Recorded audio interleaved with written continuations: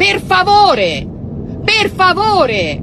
Perché rischiamo veramente di diventare il campo profughi d'Europa, rischiamo veramente di essere lo zimbello del mondo, ci stanno ridendo in faccia in tutto il mondo, vi prego. Primo, blocco navale al largo delle coste della Libia. Secondo, le navi delle organizzazioni non governative che violano i confini italiani, sì, vanno affondate. Emmanuel Macron ci ha definiti vomitevoli, cinici, irresponsabili,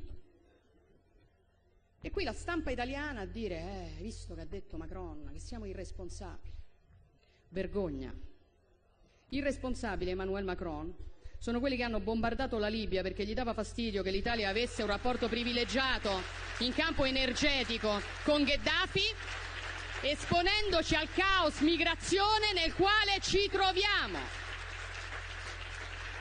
Cinici Emmanuel Macron sono i francesi che mandano la gendarmerie a rispedire indietro qualunque immigrato tenti di passare il confine a Ventimiglia. Vomitevole è chi, come la Francia, continua a sfruttare l'Africa stampando moneta per 14 nazioni africane sulle quali applica il signoraggio, facendo lavorare bambini nelle miniere, estraendo materie prime come accade in Niger, dove la Francia estrae il 30% dell'uranio che gli serve a far camminare le centrali nucleari e il 90% dei nigerini vive senza elettricità.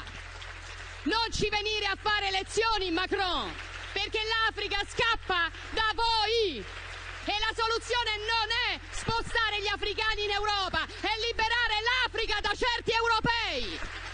Non accettiamo lezioni. Chiaro? Les gens lucides comme vous et moi, tout du moins en tout cas ceux qui, j'ose espérer, suivent cette chaîne, savent à quel point la France aime faire mine d'être un modèle, un exemple au niveau de l'Europe, faire des leçons à tout le monde.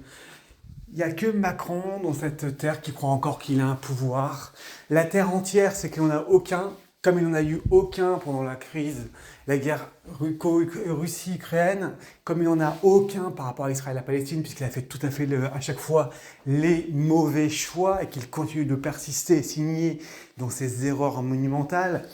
Je peux très bien comprendre Mélanie qui s'insurge de voir ce président qui n'est que le président de lui-même, puisqu'il ne représente absolument pas la France à mon niveau, qui croit qu'il faut accueillir la misère du monde, que la Libye c'est le rêve, il faut donner de l'argent à la Libye, que la Syrie ce n'est pas le mal, que l'immigration c'est le rêve.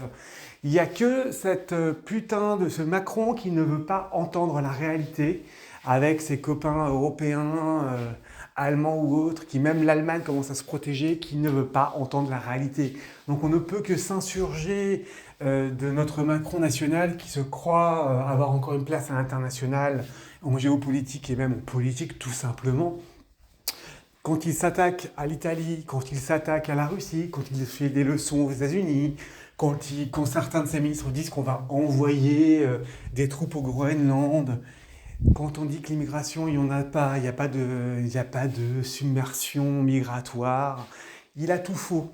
Donc on ne peut que encourager que des dirigeants comme Mélanie, comme effectivement Trump, ou d'autres comme en Roumanie, en Pologne, en Hongrie, qui ont compris la réalité du danger de l'immigration. Effectivement, on ne peut qu'espérer qu'on ait quelqu'un de cette trempe qui vienne un peu chez nous un jour pour mettre le haut là dans tout ça et nettoyer les erreurs de la France. Mais à un moment donné, ne votez plus pour ça, il faut voter pour la droite, la vraie droite, voire quitter l'Europe, le souverainisme éventuellement, mais il ne faut plus envisager une seule seconde, ne plus donner une seule voix à la gauche, ne plus donner une seule voix à l'immigration au possible, qui ne fait que diminuer le coût du travail, comme certains avec cette immigration, donc du coup, de fait, nos propres salaires, et qui croient que cette immigration est utile.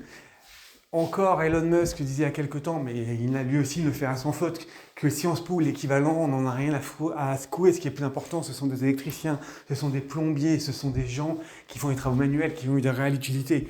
Donc si vous voulez un minimum conserver l'immigration Intéressez-vous à l'immigration qui est constructive, à de la vraie immigration qui enrichit. C'est la immigration qui a un vrai pouvoir, qui a des vraies compétences, comme il y a eu de toute façon, l'immigration italienne ou portugaise à un moment qui est arrivée. Donc une vraie immigration constructive. Cela suffit d'attirer tout le monde. Donc oui, je suis d'avis que nous devons aller couler les bateaux des ONG. Oui, nous devons contrôler nos frontières. Et il n'y a absolument rien de choquant là-dedans.